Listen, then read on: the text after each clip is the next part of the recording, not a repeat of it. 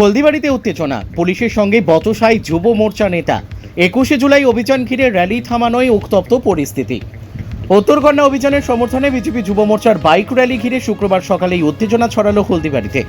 Rally শুরুর পরই police তা থামিয়ে দেয়। অনুমতি না থাকার কথা জানিয়ে পুলিশ র্যালি আটকে দিলে যুব মোর্চার কর্মীরা ক্ষোভ প্রকাশ করেন। জেলা সহ সভাপতি জ্যোতি বিকাশ রায় পুলিশের সঙ্গে সরাসরি তর্কে জড়ান। তার অভিযোগ, শান্তিপূর্ণ র্যালিতেও বাধা দেওয়া গণতান্ত্রিক অধিকার হরণের সমান। পরে পরিস্থিতি নিয়ন্ত্রণে এলেও বিজেপি নেতৃত্ব পুলিশের ভূমিকার বিরুদ্ধে উচ্চস্তরে অভিযোগ জানানোর হুঁশিয়ারি দেন।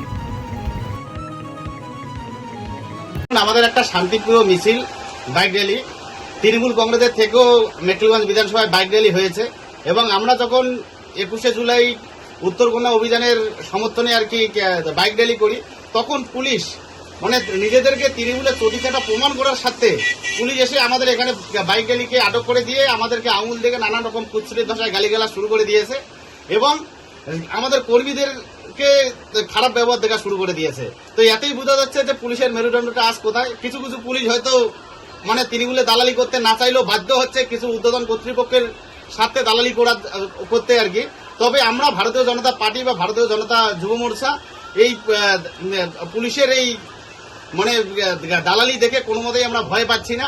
আমরা চোখে চোখ রেখে লড়াই করব এবং ভবিষ্যতে যদি আর কি আমাদের যদি আর কি পথের কাটা হওয়ার চেষ্টা করে আমরা মাঠে বসে আমরা লড়াই করব। আমরা এইরকম করে মিথ্যা মামলা দিয়ে এবং এই যে মানে বিজেপি কর্মীদেরকে হেনস্থা করে আটকা যায়নি এবং ভবিষ্যতে আটকা যাবে না।